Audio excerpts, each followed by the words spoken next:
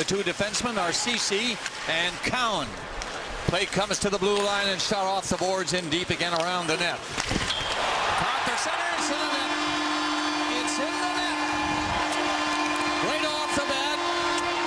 A break for Ottawa, and that's just what this team has been looking for. Around the goal, you'll see Turris. Watch this.